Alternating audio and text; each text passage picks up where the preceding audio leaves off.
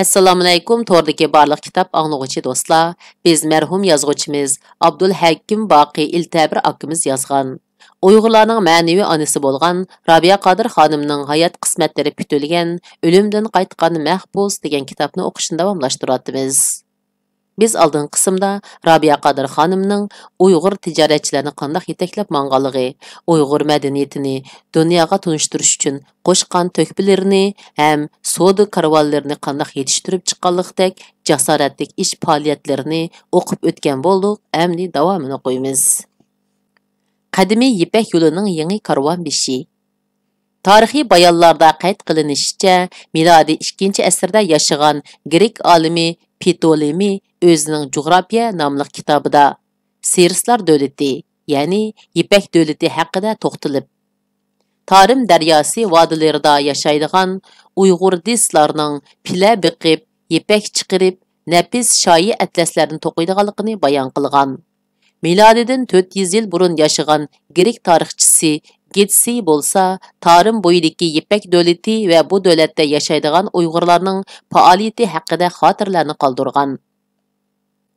Rabiya Qodir xonimning ajdodlari toki 4-avlodgacha Ipak makoni Xotanda yashab, ipak tijorati bilan shug'ullangan bo'lib, uning 4-buvisi Manju Xitoy hukmronlarining tajovuziga qarshi mustaqillik qo'zg'oloniga qatnashib, Ili Yettusu viloyatiga surgun qilingan. Shundan keyin 3-buvisi Yarkat, Buxoro, Samarqandlarga berib savdo qilgan. Cho'ng dadisi o'g'li Qodir Kenji bilan billa yanala tijorat tavakkülchiligi bilan Oltay shahriga kelib makonlashgan. Lekin taqdir ularni yana Tarim daryosining bo'yiga Aqsuga olib tashlagan. Rabiya xonim Aqsudan Urumchiga tavakkul qilib kelgandan boshlab tijorati ro'naq tepib, bu qadimiy Ipak yurtining karvon beshiga aylanib qoldi. U dastlab Xotandan pila qurti, ipak g'o'zisi va ujma darixini ilib ketib, ipakchilikni o'rgangan Xitoyning Suju, Shanxay, Guangzhou, Beijing shaharlarini bo'ylab tijorat to'rini yeyotgandan keyin asta-asta ipak yo'lini bo'ylab g'arbga siljishga boshlagan edi. Rabiya Qodir xonim bir qancha cho'ng bino va bir necha million dollarlik sarmoyaga ega bo'lgandan keyin ajdodlarining an'anasiga varislik qilib, London, Rim, Istanbulgacha bir tijorat to'ri qurib chiqish planini tuzib, dastlabki tekshirishni boshlab etdi. Har qanday zavod, fabrika, bozor, xom ashyo yoki setib olgan molni o'z ko'zi bilan ko'rib baho bekitmagicha, bozor aholisi, sharoiti va xalqning hol-o'qiti, iste'mol saviyasini o'z ko'zi bilan ko'rmagicha mol olmaydigan, mol sotmaydigan Rabiya Qodir xonim O'rta Osiyodagi po'lat tumur, paxta tijorati davomida mol yotkash, to'plash, qachilash bosqichlaridagi bo'sh vaqtlardan foydalanib, butun turk qavmlari yashaydigan zaminlarni, Rossiyani va Yevropani aylanib chiqdi. Hem tijorat, hem ziyorat, deydi Rabiya xonim ko'rishgan kishilarga. Oldi bilan yangidan mustaqil bo'lgan qarindoshlarimni tabrikligim keldi. Yevropada 500 yillik hukm surgan Osman imperiyasining varislari Atatürk Mustafa Kemalning Turkiyasini, O'rta Osiyoda Rus tajovuziga qarshi fidoyilar urushi ilib borgan, Osiyoni titratgan Anvar Pashaning yurtini ziyorat qilish orzuyim bor edi. Yana Angliya tijoratchilarining taklifini yerda qo'ymaslik hamda dunyoga baloy ofatni terib bergan kommunizmning hukmron diktatorlari Lenin, Stalinlarning jasadini ko'rgazma qilayotgan Moskvani bir ko'rgim bor edi. Shunlashqa bir yoqdan ko'rman, bir yoqdan tijorat yo'llarini izlayman. Rabiya xonim Qozog'istondagi faoliyatini Qozog'iston ayollar birlashmasidan boshladi. Uning tunji safarda mazkur ayollar birlashmasi orqali Qozog'iston bolalariga sovg'a qilgan kiyim-kechaklari haqidagi xabar matbuot va ayol amaldorlar orqali Nazarboyev va uning ayolining quloqiga yetdi. Alma-Ataga ochilgan mustaqillik yig'iniga Rabiya xonim taklif qilindi hamda Nazarboyev bilan billa bo'ldi. U fursatni g'animat bilib, Nazarboyevga tabrik to'ni kaydirib, Uyg'ur qarindoshlarining samimiy hissdoshligini ifodaladi. Rabiya xonim cho'ng yig'indagi tabrik so'zida: "Bizning tariximiz, yiltizimiz bir, do'stimiz bir, dushmanimiz bir. Tarixdan buyon billa yashab keldik. Xo'shal kunlarimizda billa shodlandik. Beshimizga kun tushganda bir-birimizga asqatdik. Qozoqning mustaqilligi Uyg'urlarga umid beg'ishladi.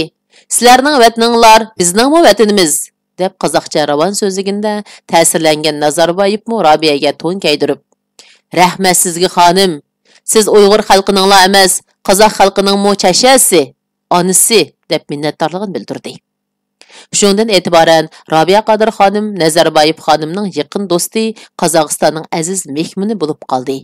Rabia xonim Qozog'iston shaharlarida, jumladan Olma-Ota, Yettasu viloyatlarida aralab yurib, Uyg'ur oqsoqollariga, ziyonlariga tili bir, dini bir, zemini bir va madaniyati bir bo'lgan Qozoq xalqining mustaqilligini qadrlash, o'z tarixini yaxshi o'rganib, farzandlari milliy ruhda tarbiyalash, o'zaro inoq, ittifoq bo'lib, vatanning taqdiri haqida izlanish to'g'risida to'xtamay so'zlab turdi.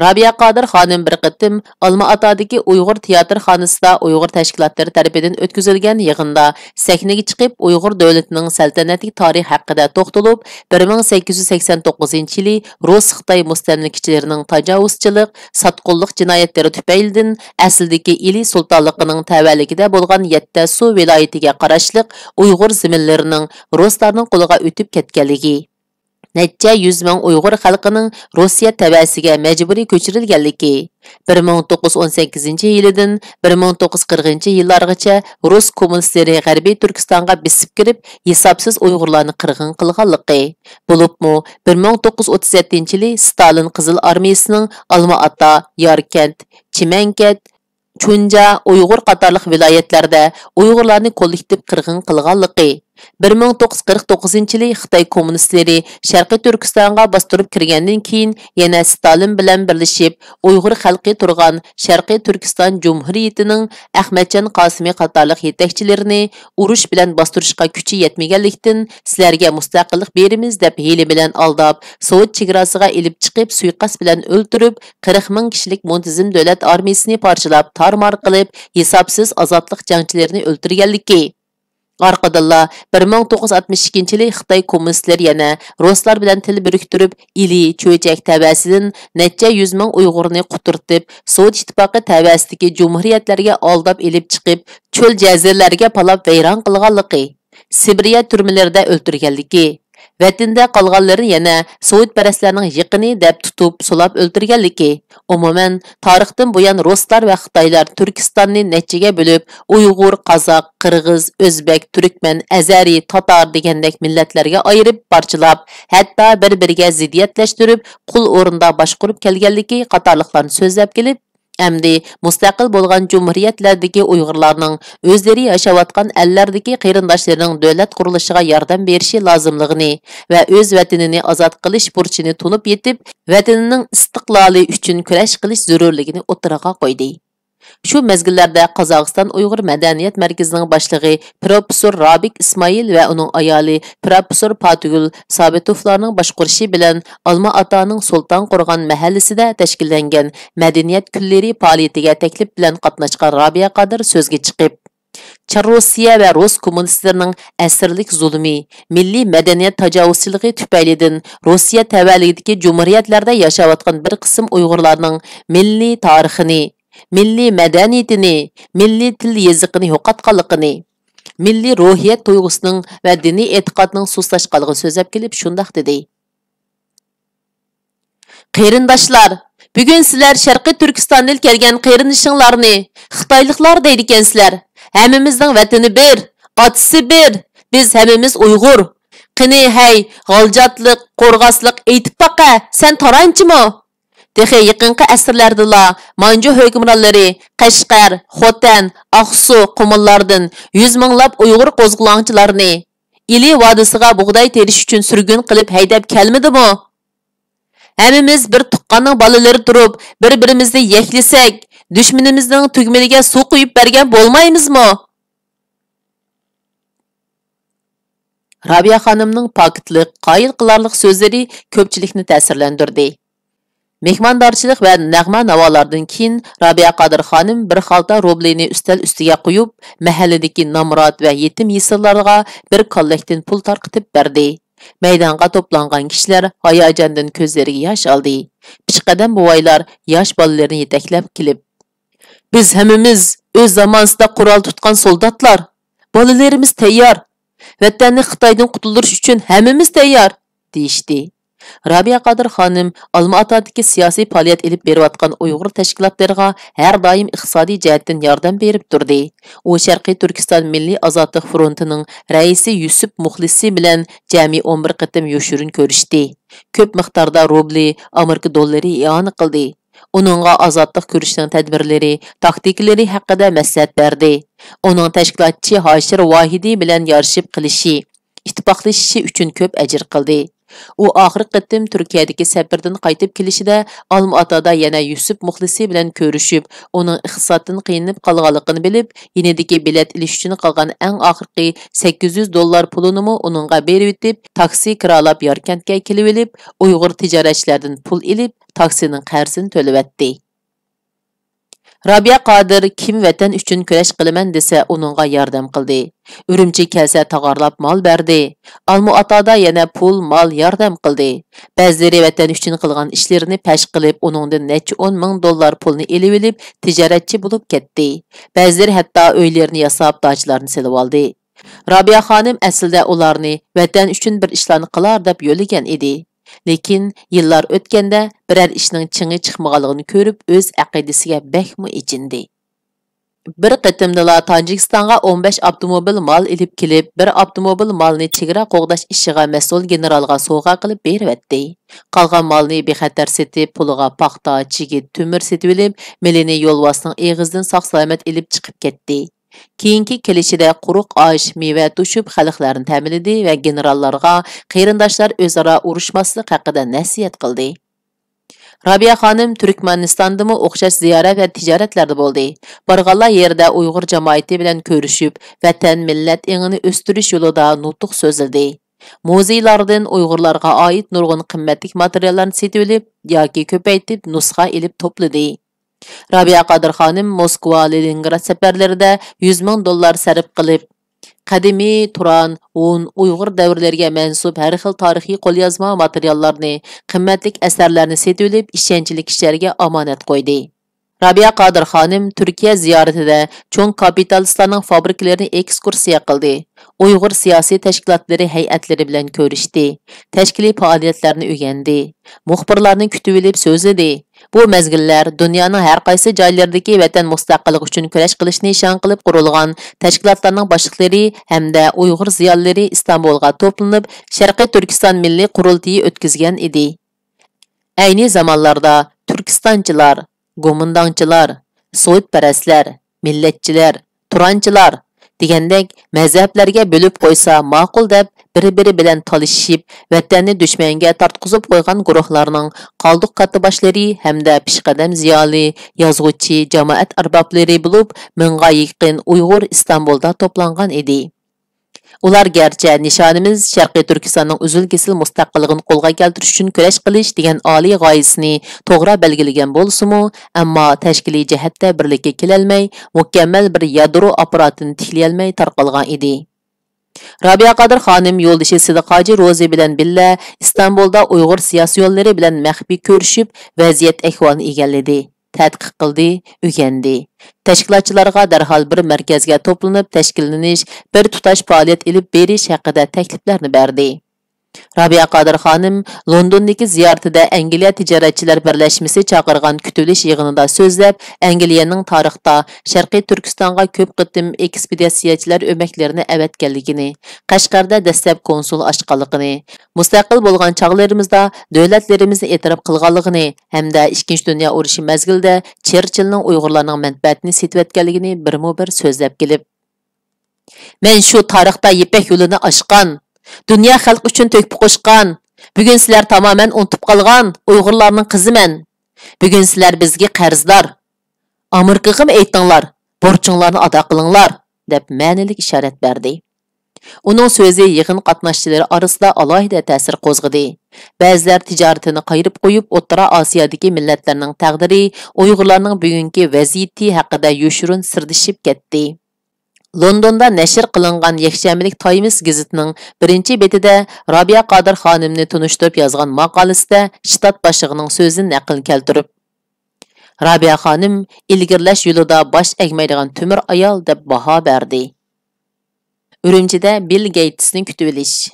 1995-yili 9-ayning 5-ida BDTning 4-chi navbatlik Dunyo ayollari qurultiyi oyoqlashishi bilan Robiya xonim qaytib kelib, darhol O'rta Osiyodagi tijorat ishlari bilan Qozog'istonga chiqib ketgan edi. Yig'inga qatnashgan Bill Gatesning xonimi erini chaqirtib kelib, Beijingda Saddichini ziyorat qildi va Robiya Qodir xonim haqida eriga so'zlab berdi.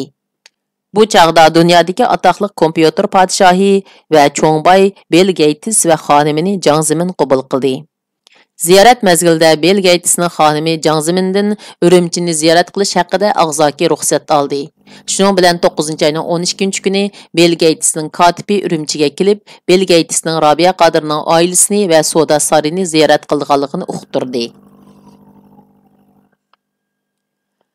Robiya Qodir xonim bu xabarni anglab, Olma-Otadan darhol yo'lga chiqdi. U Urumchiga kelibla kutib olish tayyorliklarini boshlab etdi. Demak, hayotidagi eng cho'ng boy Uyg'urlar yurtiga kelyotidi. Uyg'urlarni ko'rgili kelyotidi. U Abnum rayon partikomining podshohi Wang Lechuan qo'rchoq raisi Ablat Abdurshid bilan emas, Robiya Qodir bilan ko'rishmoqchi. Mundaq aytganda, Uyg'urlarning haqiqiy vakili bilan tanishmoqchi. Uyg'urlar bino qilgan Soda sarayidagi necha yuzlagan Uyg'ur tijoratchilari bilan ahvollashmoqchi. Demak, Xitoy bilan tirkishib, jon tumshiqqa kelganda, Amerikadagi allaqandoq umidlarni kutib yashayotgan Uyg'urlar dunyodagi eng cho'ng boylardan tashkillangan vakillar umidini kutib olishi kerak. Bu bir bevos uchrashish, tunji qitimliq tanishish va bak oz to'g'ri keladigan tasodifiy fursat. Bu yerlarda hatto Xitoydimi Bill Gates bilan tang turib savdo qilgan boy tepilmaydi. Shundaq bo'lsa-mu, ularni yaxshi kutib olish, ularda obdan ta'sirat qoldirish, Uyg'urlarning kimligini ochiq ko'rsatib qo'yishdek ijtimoiy va siyosiy jihatdan millatga keladigan zo'r foyda Robiya xonim uchun yetarlik edi. Mana bu savdoga u qancha badal to'lsa, qanchalik dasmay solsa arz etdi. Shunga Robiya xonim yetarlik pul va odam kuchi ajratib, kutib olish ishlarini jiddiy muzokara qilib, puxta o'rinlashtirmoqda edi.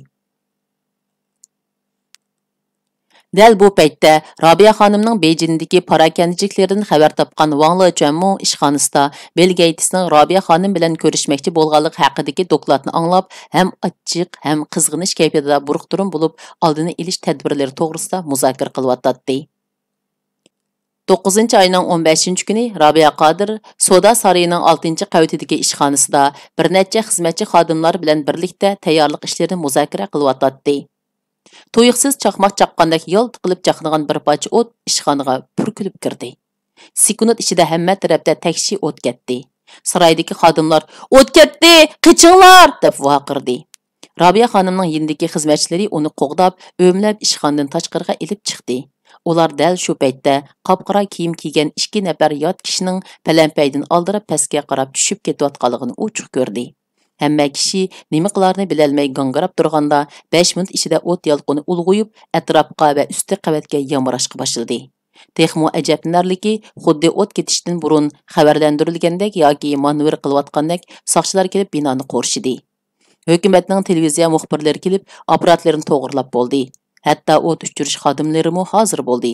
Hamma kishi bu o'yinni o'ynayotganlarning maqsadi Bill Gatesni Robiya Qodirning sarayida emas, Wang Lechuanning ordusida kutib olish ekanligini faraz qilib bo'ldi. Bill Gates Urumchiga kelishdan 5 kun avval Abnum rayonlik tashqi ishlar ishxonasining mas'ullari Beijingda uningga Robiya xonimning So'd sarayida cho'ng o't ofati yuz berganligini, shunga uning planini o'zgartirish kerakligini uqtirdi. Bill Gates bo'lsa oldi bilan Robiya xonimning sog' salomatligini surishtirdi. Va men bino bilan emas, Robiya xonim bilan ko'rishman, planimiz o'zgarmaydi deb keskin javob berdi. Bu javob Wang Lechuanga yetkazilayotganda uzun quloq kishilarning yordami bilan Robiya xonimning quloqiga yetib bo'lgan edi. Robiya xonim o't ofati tufaylidan 2 million so'mlik ziyonga uchirdi. U qolgan 4 kun vaqt ichida kecha-kunduz uxlamay, o'zi bevosita qo'mondonlik qilib, tayyorlik ishlarini bitirdi. U saray ichiga Uyg'urlarning madaniyatini aks ettiradigan, Uyg'urlarning mehmon do'stligini, Xitoylarga faqat o'xshamaydiganligini gavlandiradigan hamma narsani hozirladi. Uning to'la mingi putlari, to'la so'zlab gallari ishib ketdi. U belini ko'tarolmay qoldi. Soda sarayi hech o't ketmagandek holga keldi. Shunda qilib taqozolik bilan kutgan 19-sentabr yetib keldi. Robiya Qodir xonim maxsus buyrutilgan oddiy ammo ko'rkam Uyg'urcha kiyimlarni kiyib bino oldida paydo bo'ldi. Saray ichitishi bayram tusini olgan edi. Mehmonlar keldi. Bill Gates xonimi bilan birga kulimsirab avtomobildan tushdi. Rabia Qadir xonim ular bilan kona qadinaslardek Uyg'urcha quchoqlashib samimiy ko'rishdi. Birdilla to'rt tarafdan nag'ri sunay ovozi yangridi. Sarayning palanpaylaridan tortib cho'ng yo'lning bo'yig'icha payondoz qip-qizil gilam silingan edi. Sarayning ishigicha bo'lgan yo'lning ikki tarafida zilva bo'yliq chiroyli qizlar, burutliq kelishgan o'g'illar xuddi qadimiy Uyg'ur podshohlarining chavandoz kenizaklardek ko'rkam yasinib, chavoqchilib mehmonlarni qarshi oldi. Qizlar ikki tarafdan mehmonlarga gul chechaklarni chachatdi. Tillallarga taqlid qilingan tangilarni chachatdi. Quyuq san'at tusi olgan liriklik ko'rinishlarga boy shahonlarcha kutib olish murosimi dastlabida mehmonlarni tong qoldirdi. Ular binosidan tortib odamlari, kiyim-kechaklari, naqsha musiqalari, o'rib odatlari, hatto gap so'zlarimi Xitoylarga o'xshamaydigan Uyg'ur xalqini ko'rib, rivoyatlardagi samoviy shaharlarga kelib qolgandek eg'izni ichib qilishdi. Billa kelgan millioner baylar qip-qizil gilam ustini qoplagan chochqu tangilarning rost pul ishkanligini ko'rib texmo hayron qilishdi. Her biri Berna g'unchilarda kulimsirab turgan chiroyli qizlarning chekirdagi tabassum, qop-qora qosh kirpik, burutlardagi qaysarligi tapchib turgan chivar Uyg'ur yigitlarining chiroyidagi boturlik tuyg'usi mehmonlarda boshqacha ta'sirat qoldirdi. Ular o'zlarini haqiqatan boshqa bir dunyoda turgandek, Xitoyga kelib yana boshqa bir davlatga berib qolgandek his qilishdi. Bill Gatesning xonimi hayajonini bosolmay atrofidagilarga: "Qaranglar, nim degan chiroyli qizlar bu? Nim degan kelishgan yigitlar bu? Uyg'urlar ajoyib xalq ishkan jumu?" deb so'zlab ketdi. Bill Gates mahmaldek gilamlarini dassab, atrofdagi tijoratchilarning illiq salomlariga boshlang'ishib, kutilish uchun hozirlangan zalga qadam tashlab, hang-tang bo'lib turib qoldi. Bu boshqa bir dunyo edi. Qadimiy cho'chak filmlaridek, odil podshohlarning tilsimat shahridek ajoyib rangdor ko'rkam bizilgan zal go'yo san'at muzeyiga o'xshaydi. Zalning to'rus, tam to'rik, bulung ro'jaklariga ishlangan qapartma naqshlar, gullar, rasmlar jonliqdek jillinib turadi. Rabia mehmonlarni aylantirib, tamdagi san'at asarlarini tunishtirdi. Bir tamg'a Uyg'urlarning baliq soz, musiqa, chalg'u asboblari esilgan edi. Rabia xonim 27 xil Uyg'ur chalg'usining ismini atab turib, birdan tunishtirib chiqdi. Har bir chalg'uning ostiga uning ismi, yil davri aniq qilib inglizcha yozilgan edi. Arqadilla Uyg'urlarning kiyim-kechaklari, do'ppilari, qo'l hunarvan buyumlari bir-birlab ko'rsatildi. Rabia xonim mingib turib, yerga silingan Uyg'urlarning 11 davrini va shaharlarini namoyon qiladigan har xil nusxadagi qimmatli gilamlarini tunishtirdi. Mehmonlar joylariga o'tirgandan keyin Rabia xonim qarshilish nutqini so'zildi. Rivoyatlarda aytilishicha, arshdan ushib o'tgan bir to'p farishtalar zulmdan zarlanayotgan, xo'rliqdan ingravotgan bir qavmning ustidan uchib o'tganda, farishtalarning bo'ynidagi yaqut marjonlarning yipi uzilib, marjonlar yerga tushib ketibdi va bechoralarning dardiga darmon bo'libdi. Qimmatli mehmonlar, sizlarmi xuddi ashu farishtalarning marjonlaridek aramizga keldinglar. Biz sizlarni, Amerikaliklarni, Yevropaliklarni to'p-to'g'ri 60 yil kutdik. Kelgan qadiminglarga muborak bo'lsin. Uyg'urlar qadimki zamonlardagi qudratlik, madaniyatlik davlatlarni qurgan millat. Rabia Qadir xonim hukumat tarjimonlarining so'zlig'ichining so'zini emas, yuqoridan belgilab bergan tekstni o'qiydiganligini obdan bilgachga, Sidiqoji tayyorlagan bu ta'sirli tarixiy nutqni Soda sarayining ingliz tili o'qituvchisiga oldin tarjima qilg'izib, aynan so'zlashga ma'qul degizib belgilab qo'ygan edi. Mehmonlar Rabia xonimning so'zlarining taktik etib, ma'nosini tushunib, boshlarini lingshitib, mamnuniyatini ifodalashdi. Bill Gates va boshqalarmi tabrik nutqlarini bayon qilishdi.